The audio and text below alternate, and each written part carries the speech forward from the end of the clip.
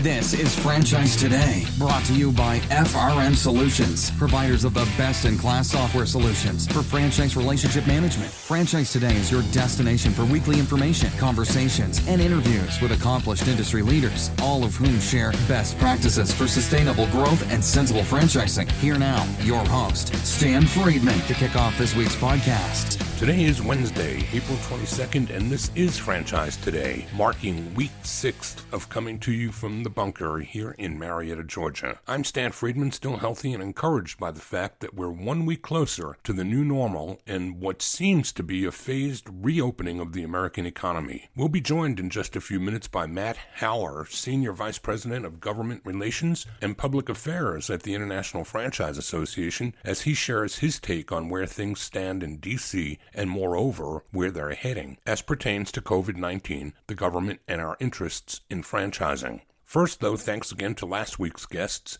Jason Anderson, President of United Franchise Group's Venture X, Chris Leibier, Chief Strategist at Revel Point of Sale, and Franchise Today's sponsor and co-CEO at Transitive, Christian Pillett. All were here last week updating the delivery of the session that we all facilitated at the IFA convention just a couple months ago on big data and the digital tsunami, since the onset of Corona has so dramatically changed all of our lives in so many ways. That interview, along with hundreds of others, is available for download at Blog Talk Radio, iTunes, Stitcher, TuneIn, and virtually any place that podcasts are found. So, a lot has happened in the past 2 weeks as pertains to the government stimulus and legislation, and right after this quick break, Matt Haller, Senior VP of Government Relations and Public Affairs at the IFA, will be here to join us and talk about all of that and more. Franchise Today will be right back, but first, a word from our sponsors. Hey, Stan Friedman here with a word about Transitive, an amazing marketing platform that actually delivers what others can only imagine: accurate, dependable results that are second to none. All right, without getting too deep into the weeds, Transitive connects franchisees' customer data from all sources, providing high-octane fuel for their marketing engines. They then deploy machine learning, yes, artificial intelligence, which identifies various customer traits and habits, attributes that would otherwise likely go unnoticed, and it segments these customers into groups. This is important because, as we know, not all customers provide your franchisees with equal dollar value. But wouldn't it be great if they could easily identify who's who? Well, that's exactly what Transitive does. And what's more, it then accurately drives the appropriate offers to each of those customer groups, delivering specific personalized messages to each of the group's customers. Just like that, your franchisees are engaged in laser-focused target marketing, delivering them much more bang for the buck. You've got to see it to believe it, so what are you waiting for? Order up a demo today and tell them I sent you. Find them online at www.transitive.io. That's www.transitive.io.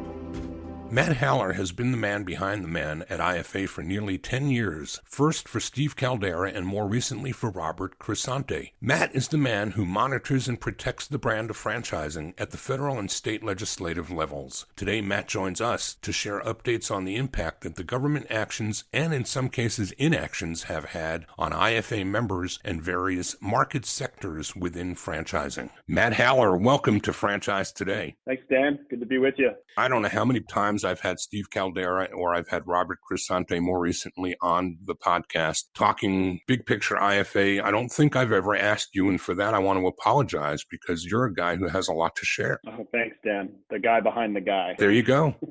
But usually the guy behind the guy is the one who moves the chips. So apologies for not doing it sooner, but I'm happy to have you with us today. And Matt, I'm going to open the same way I do every week by asking you to share with the audience what it was about your career in franchising that caused an inflection point. How did you find franchising? How did franchising find you? That's a more appropriate question. Yeah, that's that is the way that it found me. I was at two other trade associations doing similar jobs to what I do now at IFA, obviously more junior in my career, but was at the U.S. Chamber of Commerce for about 5 years. And then I was at a pharmaceutical trade association for about 2 years.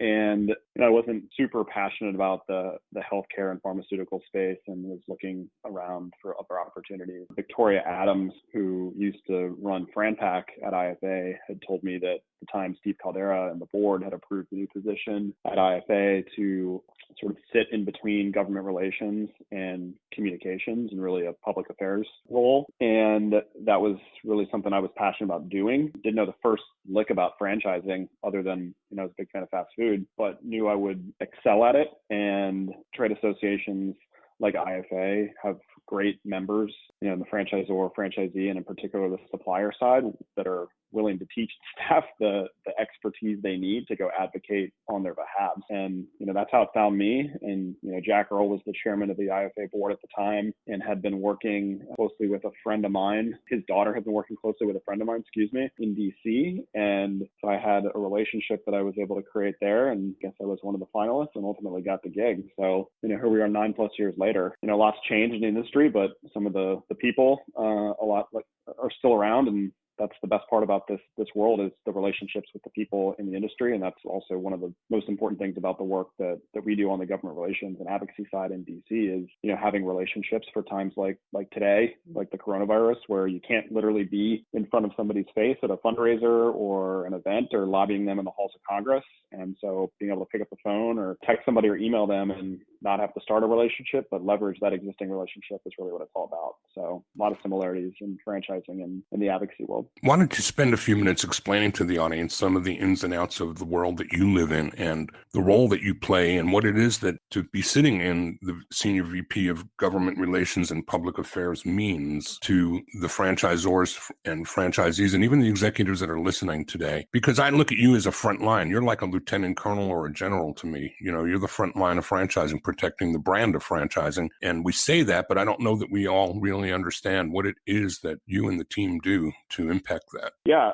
thanks, Dan. It's about distilling what is the industry's most pressing needs today, but also where are the needs going to be a couple of months or even years down the line, and coalescing that around ideally one thing. In this era, it's many things, and then marshaling a communications, lobbying, and advocacy campaign in support of that objective, and sometimes in opposed to somebody else's objective, which is what we've been doing a lot for the last several years. But also doing it within what's pragmatic and what's politically feasible too. So those are all of the sort of macro elements that go into how do we decide, hey, we're going to go advocate for joint employer relief in a pragmatic way that only helps franchises, or we're going to decide to look for a carve out from Assembly Bill 5 that helps franchises. Now we need to develop policies that help provide relief to the most affected businesses, which are many of our members in this time of forced government shutdowns, and keep employees connected to the payrolls of their employers, but also keep the businesses afloat too. So it's a lot of listening, and then a lot of translating that listening into pragmatic and executable public affairs and lobbying campaigns that work. So any of those policies that we had been working on, no matter what we thought our business plans looked like, all of that went away and changed. And I want to ask you we're going to segment some of our conversation today. I'd love for you to share first what some of the immediate information, most current information would be that's available to you in terms of the tranches of relief that the government has been trying to provide with the PPP and some of the other programs right now, and where we are with that. What you see is coming next. We are speaking today 2 days before airtime, so between now and Wednesday, we don't know what might change even as quickly as that. But Matt, give us a thumbnail of where it is we are, where you think it's going to be heading here in the immediate, and then we'll talk more in depth about what you see further out now based on all the changes and what we've lived through here in the last many weeks in sequester. Sure. So last month, Congress passed the CARES Act, and one of the principal aspects of the CARES Act was the development of the Payroll Protection Program, which is $300 billion of money that was made available to businesses with 500 or fewer employees, some exceptions, including for franchisees and restaurant and hospitality companies who could apply for and obtain government guaranteed loans with essentially, in their minds, full forgiveness to keep employees connected to their payroll. So think of it as an alternative to unemployment insurance with some flexibility for the business owner to apply some of those funds towards other expenses like rent or utilities or other debt obligations. So that passed last month, like I said, and within less than 2 weeks, all of the $350 billion of funds for the payroll protection program had been exhausted. So that happened on Thursday. And last Monday, before the funds had been exhausted, Senate Republicans and the administration put a bill on the floor to authorize an additional $250 billion to that program. And they did that because everybody knew that the $350 billion was insufficient. And unfortunately, there were objections made by House Speaker Pelosi and Senate Democrats who wanted other funding requests to be made as well in conjunction with the PPP fund. So they wanted money for cities and states who have been affected by this as well. They wanted more money for hospitals and testing. And so what we ended up in is a negotiation rather than pumping more money into PPP immediately. And unfortunately, what happened is that negotiation is still ongoing. And as of now, 10:45 in the morning on Monday, April 20th, we have what appears to be a verbal agreement on 90% of a deal, but we don't have a bill. We don't have an exact timing for a vote in the Senate or the House. And so it looks like by the time this airs on Wednesday, funds will still not be replenished. The House isn't even back in session until Wednesday. So certainly no funds will go out in the PPP until at least Thursday of this week at the soonest. This money that was being offered up for the payroll and for other expenses that were directly relevant to the business, those were originally said to be 10-year loans with up to 4% interest. Didn't that change dramatically when the guidance was issued? Yeah, it's one of the most frustrating parts about policymaking, and people saw it firsthand. And I think for some people really realize the influence that the regulatory process has in discretion. So the CARES Act set forth guidelines for the PPP, and one of the guidelines was loans could be up to 10 years and up to 4% interest rate. And unfortunately, when the Treasury issued regulations for lenders and borrowers a couple days after the CARES Act passed, this was one of the major things that made the PPP much less attractive for both borrowers and lenders. Certainly on our side, we're the borrower side. So the loan term, being shortened from a maximum of 10 years to now only 2 years, really sort of tighten the screws on franchisees' ability to pay back these loans, because most people recognize that even if the coronavirus goes away and we're able to reopen the economy this spring or summer, which is a whole other conversation to be had, business as quote unquote normal is not going to return for some time. So I think everybody recognizes that cash flow challenges are going to be an issue for a significant amount of time. And most franchisees are already sitting on lots of debt. And the requirement to pay back these loans, if you're not getting a full forgiveness within 2 years, is going to be a real challenge.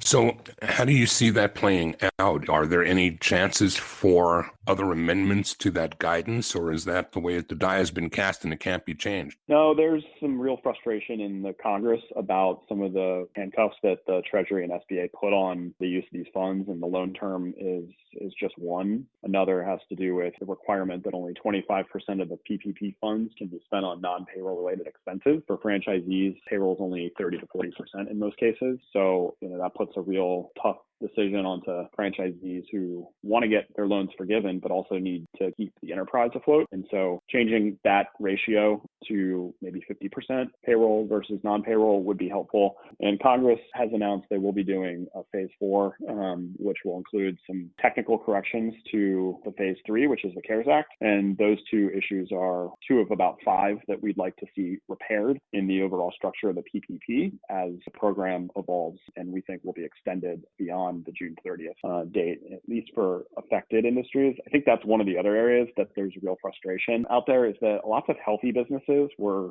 able to take out PPP loans. And, there's also been a lot of talk about the quote unquote big businesses taking out PPP loans. There's been a lot of reporting about Ruth's Chris Steakhouse and Potbelly and some other fairly prominent restaurant franchisors taking out PPP loans. And, not going to comment on that. I think, Congress recognized that as long as businesses are taking care of workers, there are certain industries that have been uniquely affected, including restaurants. But the fact that healthy businesses are able to take out PPP loans without even having to demonstrate that there's any economic harm related to the coronavirus, and lots of our members are still on the outside waiting for funding, is a real frustration. And there needs to be more guardrails in place regarding how you qualify and making a determination that you have had a significant hit to your bottom line as a result of either mandated government closures or, other situations that warrant shutting down your operations. Matt, is there any consideration being given in some of the money that's being made available to make certain circumstances more available for businesses like health clubs and fitness that are completely 100% closed? I think restaurants, for the most part, are struggling, but at least they've got a window to operate through as compared to others in the franchise space that have just been shut out of business all over the world. Yeah, it's a point that I bring up almost every time I talk to a policymaker or a staff member. Also because, look, those industries have, really strong trade associations, the restaurants and the hotels, the gyms and the salons,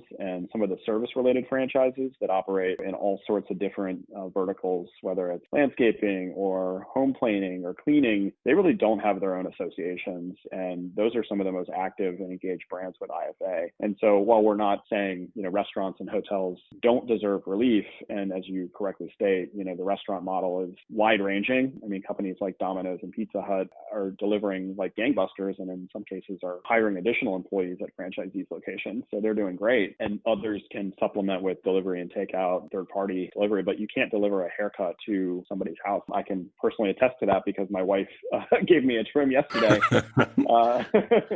And so those are businesses that are heavily franchised, very active in IFA. And we're making sure that there's eligibility is not impacted by virtue of this program. And so the other thing that we saw is there are a number of franchisees who operate with brands who have never been on the SBA franchise registry. And that's created a huge issue for those brands and their franchisees to even get access to the PPP program or the other emergency disaster loan programs through the SBA, because that's the definition by which the CARES Act and the guidance is applying eligibility. So even though there's these exceptions for larger businesses and franchisees in terms of loan size, if you're not on the SBA directory, you're completely shut out from anything. And so we've been pushing the agencies, and there's a lot of frustration in Congress, make sure that the intent of the CARES Act, which was to allow anybody operating a franchise model, regardless of size, to take advantage of PPP and EIDL to clear that up. So that's something else we'll be pushing for in the technical bill. But unfortunately, that's not going to even happen until at least the first week of May. And so obviously that's a ways off,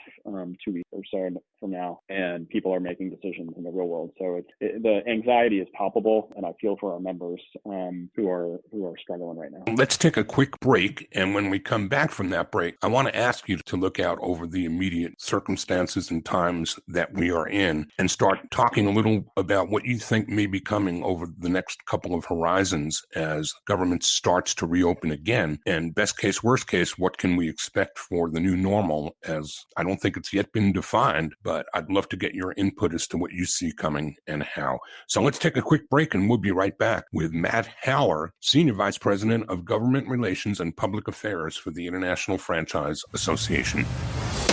Franchise Today will be right back, but first, a word from our sponsors.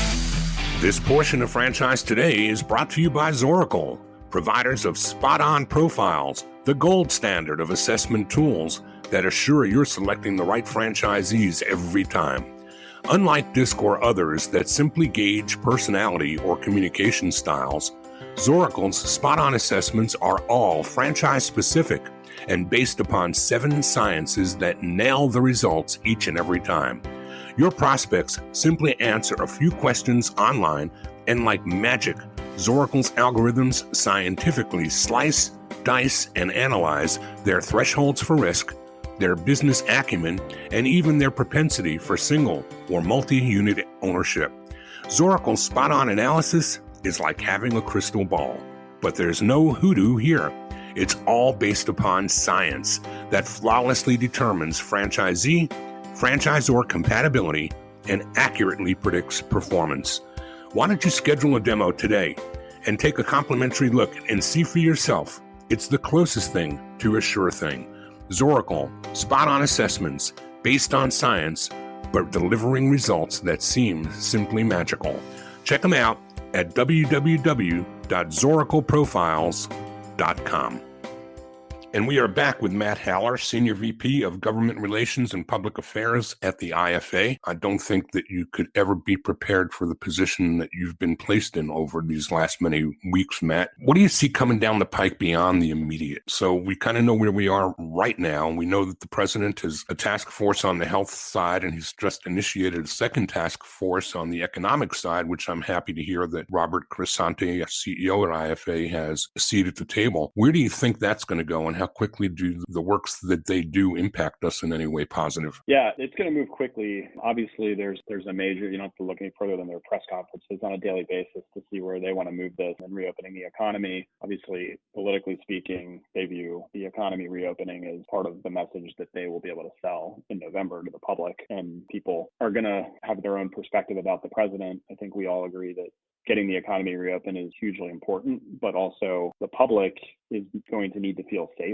and secure in order for them to go back to restaurants or hair salons, or even have, home services franchises come into their homes or near their families and perform the services they need to perform. So, we were fortunate to be named to this economic revival task force by President Trump last week. There's about 16 IFA member brand CEOs also as part of that task force, largely concentrated in hotels and restaurants, but the UPS CEO is part of that. Obviously, the UPS store is very involved. Charles Schwab is a member of IFA. They're also involved. And so what Robert and I are doing is trying to ascertain what is the thing that the franchise business model can bring to that conversation. And I think it's very simple. The model, through its focus on maintaining brand standards that are replicable and scalable with safety standards and operating systems and large-scale employee training, is uniquely suited to help lead not only the revival of the economy, but also ensuring exactly what the consuming public is going to need to build their trust, which is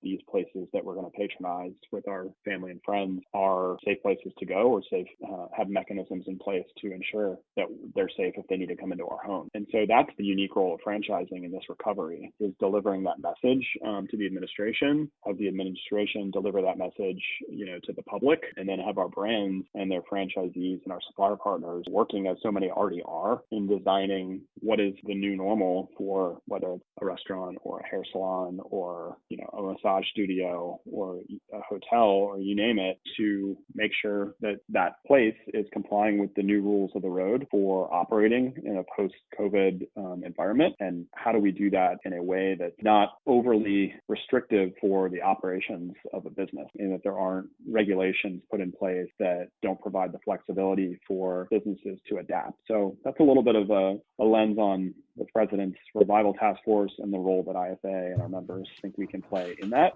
hopefully your listeners can empathize with. And I'm sure many are already thinking about how to deploy that in their own system. What about the fall and the fan programming and all the things that IFA does to keep the voice of franchising in front of the legislative powers that be? We're going to lose a lot of traction on that this year, it would seem to me, because unless something radical happens between now and then, I can't imagine that program is going to be happening in 2020. Or can you give us an update on that? Well, we're looking at all our events, on a week-to-week basis. Fan meeting is middle of September. And I think even if it did happen, it would be very different. We haven't made a call as to that event will it happen or not as of yet. But I'll just say, our advocacy has been through the roof over the last 6 weeks, literally just since the latest fan alert went out on Thursday regarding additional PPP funding. We've had more than 6,500 people take action, sending more than 20,000 letters to Capitol Hill just in the last 72 hours. So I think advocacy, according to Phone to Action, which is the platform we use, is up 90% during the coronavirus in America. And so people are advocating, and IFA is already thinking about ways to do digital events. Virtual fly-ins are something that we are already looking at. We've done more than 30 calls with senators and representatives in the past 4 weeks. So there are ways to engage from home if ultimately in-person lobbying is not something that we can do because of restrictions. And also we recognize that, everybody's travel budget is going to be significantly depleted, and DC is not a cheap place to come fly to. And I think our members are all going to be in very different places come September. And so we're going to be flexible. But regardless of what it looks like, you can be damn sure that we're pushing our message forward and being as aggressive as we've ever been and advocating for our members' interests. IFA has been phenomenal over these past many weeks with webinar series and mustering talent to perform on those and to provide information on not even a daily basis, some days multiple times per day. Hats off for whoever's coordinating all of that. Matt, I want to look further out beyond the fall. If all of this goes away, if best case scenario, let's just say COVID, we've pushed it back so hard and flattened the line so hard that it never wants to show us its ugly face again. Let's just say if the worst is already behind us and we come through this now on an uphill trajectory, what's the rest of this year look like to you? And what's the beginning of next year look like to you? How much collateral damage is done that we can or cannot recover from in your point of view? Yeah, well, obviously we've got an election in November, so that's going to largely shape what the political environment is and who's calling the shots in DC and in the state capitals around the country. And it's anybody's guess how that looks. I think it was anybody's guess even before the coronavirus. The political environment is kind of stuck right now. The last week or so, we've got a little bit of a return to kind of normal politics of Republicans bashing Nancy Pelosi and Nancy Pelosi bashing President Trump. So that's going to be an element of whatever the new normal looks like, Dan. But I think, one of the things we've been wondering about is, does this recovery look anything like the last recovery after 2008, 2009? And for a lot of franchisors, they saw short-term economic pains by their existing franchisees, but also saw an upswing in people that lost their jobs in corporate America who had decent nest eggs in their 401ks and other savings, decide to take a look at franchising as maybe the last part of their career. And so it'll be interesting to see how brands position for that, or if that materializes. The stock market obviously has recovered nicely after some initial scares there in March and early April. So I think that'll be one thing to look at. But I think one of the questions, a lot of brands are, not just in franchising, but across the board are looking at is, what are you doing today to give back and to show what you can be doing now to maintain and even build, additional consumer trust as a brand that somebody wants to affiliate themselves with on the consumer side or the franchising side on the other side of this. And our Franchising Gets Back program has been highlighting a lot of these things to policymakers and with the media. And I know a lot of brands are doing this as well themselves, which is phenomenal. And so, I think people will remember the brands that stood up and did unique things and reinvented themselves during this worldwide crisis. And so I think that's something else to be mindful of and be watching for, because there's no telling where the economy is going to go or where the political winds are going to go. But if you can build that connection with people now when they need it most, it's going to be really important and pay dividends long term. The one last place I wanted to go, Matt, was to ask if you see any tea leaves that you can read as to how private equity's behavior in franchising may be impacted or influenced by this moment in time. Do you see private equity changing their view of franchising, or do you see them doubling down? Do you see them making changes at all? Well, there's already been a huge influx of private capital over the last decade or so. I do think that, there's going to be brands that don't make it on the other side of this. There were already going to be brands that were struggling, to stay afloat in normal times. And I think you were already sustaining yourself only on new franchise sales and not through a royalty model. I think that's obviously going to only exacerbate your challenges going forward. And I think there'll probably be more money in private capital available. But I think, anybody that's looking to invest is going to take a little bit more of a cautious approach to see how brands emerge coming out of this in terms of, can your existing units generate revenue? So that's just one person's take. Matt, is there anything that I didn't ask you that you wish that I would have? Well, you made a plug for the IFA's webinar series and lots of our other content. That's all available at franchise.org/coronavirus, and encourage folks to take a look at that. We've got 2 or 3 sessions a day, sometimes on various topics for franchisors and franchisees and suppliers. And then if you haven't gotten involved already in our advocacy efforts, I encourage you to do that. It's simple to do. Go to franchiseactionnetwork.com, or you can just text franchise help, all capital letters in one word, to the number 52886. and get connected with the FAN network and your member of Congress and advocate for more PPP money and some of these technical fixes that we talked about. Any contact information you'd be willing to share, Matt, so that those who've listened today and may want to reach back out to you personally have an opportunity to do so? Sure. The email is mhaller, that's MHALLER, at franchise.org. Matt, I appreciate it. You're a busy, busy man right now. And so thank you for sharing and thank you for caring. And really, thank you for being there. Thanks, Dan. Thanks for helping us get the message out. It's really, really a huge value to IFA and what all the staff's doing right now. Be safe and stay healthy. And hopefully I can say, see you around sooner than later. Likewise. Thanks, Dan. Same to you. You bet. Well, as I said at the top of the show, hopefully we're 1 week closer to seeing this virus peak and America reopening for business. Keep doing your part to beat this virus down so hard that we never have to deal with it again. Next week, we're joined by the iconic Shelley Sun, former IFA chair, undercover boss, speaker, author, and founder and CEO of Bright Star Franchising. Until then, please stay safe and continue doing the best that you can. I'm Stan Friedman, wishing you the best, the very best of all things franchising, and Franchise Today is out. Franchise Today is a production of FRM Solutions, providing best-in-class CRM tools to empower relationships with prospective and existing franchisees. No excuses, just solutions. Find them online at frmsolutions.com. Join Stan every Wednesday at noon Eastern for another live episode of Franchise Today. Or, as always, download episodes on demand at blogtalkradio.com or iTunes. When you're part of a military family, you understand sacrifice and support. So at American Public University, we honor your dedication by extending our military tuition savings to your extended family. Parents, spouses, legal partners, siblings, and dependents all qualify for APU's preferred military rate of just $250 per credit hour for undergraduate and master's level programs. American Public University. Value for the whole family. Learn more at apu.apus.edu/military.